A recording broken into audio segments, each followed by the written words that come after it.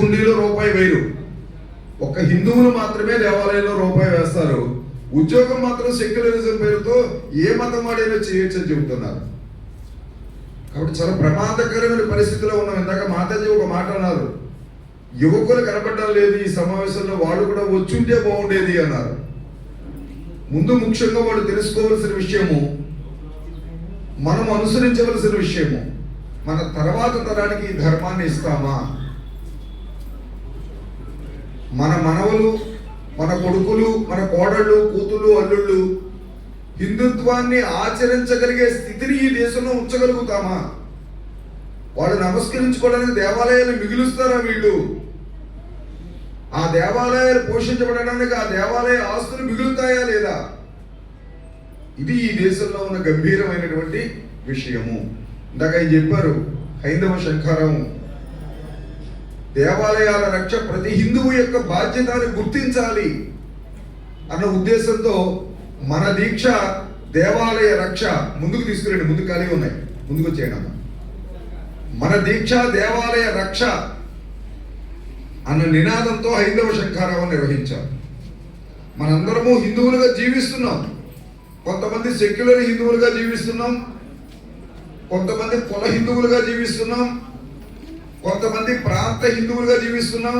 ఎందుకంటే హిందువులమైన ఆంధ్ర తెలంగాణ వస్తే మనమే దెబ్బలాడుకున్నాం, హిందువులమైన ఆర్య ద్రావిడ వస్తే మళ్ళీ మనమే దెబ్బలాడుకున్నాం, హిందువులమైన ఉత్తరాది దక్షిణాది అని మనమే దెబ్బలాడుకుంటున్నాం, హిందువులమైన ఆ పార్టీ ఈ పార్టీ అని మనమే దెబ్బలాడుకుంటున్నాం, హిందువులమైన ఆరాధన ఆ దేవుడు అంటూ మనమే దెబ్బలాడుకుంటున్నాం.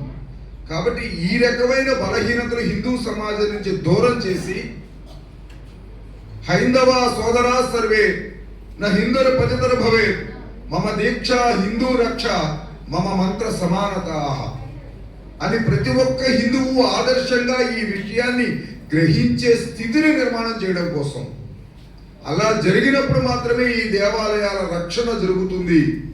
ఇందాక వారు చెప్పారు, దేవాలయాలు మనకి ఎంత శక్తి కేంద్రాలో, ఈ జాతిని నిలబెట్టినటువంటి స్ఫూర్తి కేంద్రాలు దేవాలయాలు. కాబట్టి దేవాలయం కేంద్రంగా ఉద్యమ రచన చేసి స్వతంత్ర పోరాటం చేశారు మన నాయకులు. కాబట్టి అటువంటి దేవాలయాలు ఈ రోజున పరిస్థితి దయనీయమైన పరిస్థితిలో ఉన్నాయి. కాబట్టి దేవాలయ ఆస్తులు కబ్జా, దేవాలయ భూముల, దేవాలయానికి వస్తున్న ఆదాయాన్ని ఇష్టానుసారం ఖర్చు పెడతారు, ధర్మ ప్రచారం జరగదు, పునర్నిర్మాణాలు చేయరు దేవాలయాలు. హరిజన గిరిజన ఉపేక్షిత వాడల్లో మతాలు మారుతున్నారు అంటే అక్కడ దేవాలయాలు నిర్మాణం అదొక విలాసమైనటువంటి ఒక వ్యవస్థ నిర్మాణం చేసుకుని అదే చట్టంలో తిరుగుతూ దేవాలయ వ్యవస్థని సామాన్యుడికి అందరి ద్రాక్ష పండుగ తయారు చేస్తున్నారు. కాబట్టి గుడికి వెళ్ళాలంటే సైకిల్ పెట్టిన దగ్గర నుంచి దర్శనం చేసుకుని ప్రసాదం తీసుకునే వరకు ప్రతిదీ కూడా ఖర్చుతో కూడుకున్న అంశంగా చేసేసారు. ఒక్క మాటలో చెప్పాలంటే దేవాలయాన్ని వ్యాపార కేంద్రాలుగా మారుస్తున్నారు. ఈ మాట చెప్పడానికి బాధపడుతున్నాం. నువ్వు 10,000 టికెట్ కడితే నీకు ఎయిర్పోర్ట్లోనే నీకు దర్శన టికెట్ ఇచ్చేస్తాము. నువ్వు 500 టికెట్ కడితే ఒక దర్శనం, 3,000 టికెట్ కడితే ఒక దర్శనం. నువ్వు రూపాయి టికెట్ కట్టకపోతే 18 గంటలు నీ ప్రయాణం దర్శనానికి. ఇది మనం చూస్తూనే ఉన్నాం. కాబట్టి ఈ రకంగా ఒక రాజకీయ సిఫార్సు లేకుంటే దేవాలయ దర్శనం ఈజీ అనే ఒక వాతావరణాన్ని తీసుకొచ్చారు. కాబట్టి ఇక్కడ ఇటువంటి పరిస్థితుల్లో మనం హైందవ శంఖారావం నిర్వహించుకున్నాం.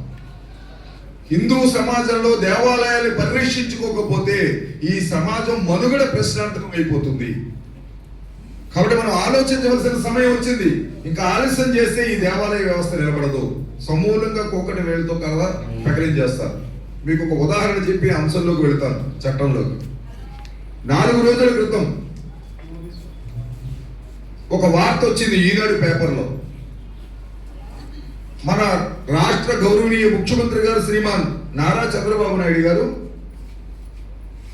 దేవాలయాల భూములలో ప్రైవేటు వ్యక్తుల భూములు కలిసి ఉన్నాయి, ఆ విధంగా ఉన్న భూములు 1,50,000 ఎకరాలు ఉన్నాయి, ఈ 1,50,000 ఎకరాల్ని వెంటనే పబ్లిక్ ఇచ్చేయాలి, దీనికోసం సత్వరం వేగంగా చర్యలు తీసుకోవాలని అధికారులు ఆదేశించారని.